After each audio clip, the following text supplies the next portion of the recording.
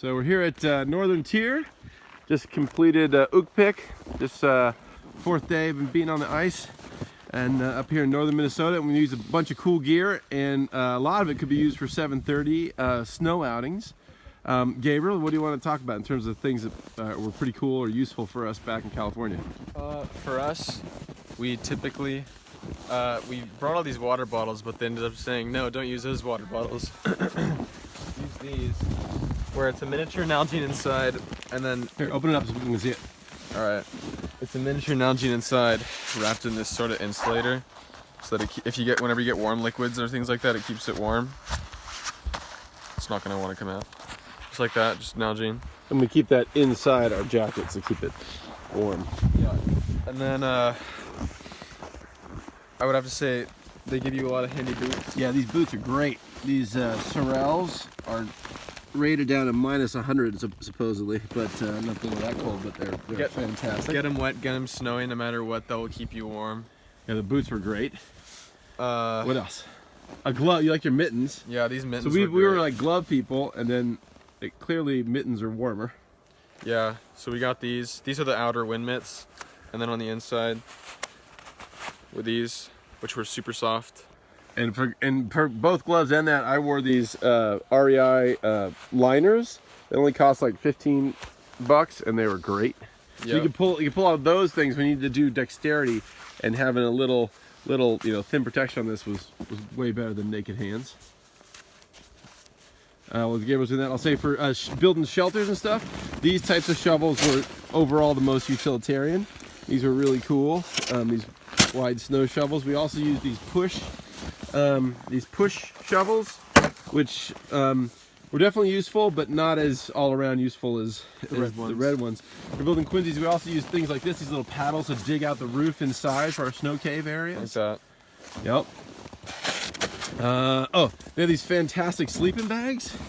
Now we don't typically buy sleeping bags like this because we're backpacking troops, so these are relatively heavy. But these Browning bags were awesome. So the idea was we had these that go down to something like -28, -30, something like that, and you could put your own sleeping bag in them if you needed.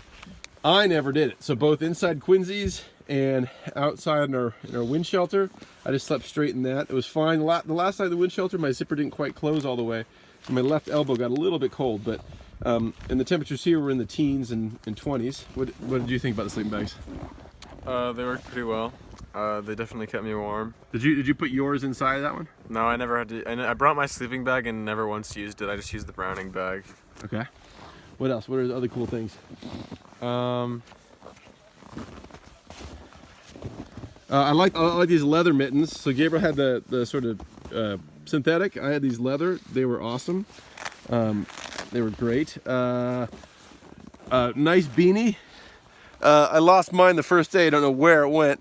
And Brody loaned me his, which is thicker than I normally use, but it was great for out here. And then kneeling pads. Oh yeah, kneeling pad. Go grab a kneeling pad.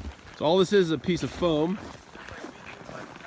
And that worked really good. For if we're just standing around, you put that on the ground and you stand on it. It sounds stupid, but it actually is way more warm. Or if you sit down, sit on that rather than on the snow directly. It was great. And you actually don't really use it. We never really once used it for actual kneeling. We mostly just use it for sitting on when we made snow benches or things like that. Right. And so the general approach for how we sleep here was we had a tarp. We put this tarp, it could be any tarp. We put the tarp on the ground. Then we put 2 layers of foam pads. We usually use those Mylar covered ones, but tarp, 2 pads, and then the sleeping bag. And then when we get in at night, we take our outer layers, the wind layers, stuff that Gabriel was wearing right there, and jam those in our boots and stuff in between here, so they don't freeze solid. So just the fact that your body's on there keeps them just a little bit from freezing, just enough to keep them from freezing. And then liners and things like that touch your body that you want to keep warm, boot liners, etc., go inside your sleeping bag. So that was pretty cool. And then tell us about the layering system that worked really well. You typically wear something at the very base that's like very tight and very, not tight, but just very like, I can't think of the right word right now. Skin tight, yeah. So long johns. Yeah. And And then Base layer, call it the base layer. base layer, and then over that you put a fleece layer, typically something like this, just as a more of like a raw warmth. And then usually you have what I did was after that I would do a wind layer, and that was all I needed. So these guys talked about the inner one being wicking and take moisture away, this being warm, and the outer one being wind. I used here, hold on for a second. I used wind, and then I have a sort of jacket second layer and a fleece, and then my base layer. So I had 2 layers of warming, but it worked well. Cool. Anything else? I think that's it. Awesome, Brody. Any cool equipment that you particularly liked or thought we should share at the troop? Did you show the boots? Showed the boots. You like the boots? Cool. What else? I like the boots. I like the sleeping bag. I wish it was a little more water resistant. The Browning sleeping bag, yeah. Yeah, but one of the best things that you need for like snow survival is a shovel. Good shovel. Because, well, it doesn't necessarily even have to be good. It could be like this. Oh, I thought that was the best one. You didn't like that one? Well, I think this is the best shovel, but it doesn't necessarily have to be like a fancy shovel. Oh, okay. Something to move snow, you mean? Yeah. Cool. We also learned that when you get stuff wet, the way you dry it is you roll it in the snow, and the snow wicks out the moisture. That was pretty cool. Uh-huh. Any other cool things for 7:30 to learn about winter camping? Basically, don't get wet. Don't get wet. All right, good. And have a mascot. Oh, you need a mascot like Baby Noda here to take you through the cold winter nights. Yeah. We also did a fire.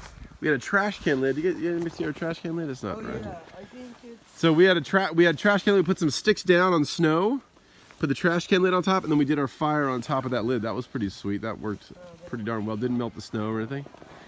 Cool. All right. Yeah. So I think 7:30 can handle winter camping. No problem. Definitely much less intimidated myself after this. Awesome. All right. Cool.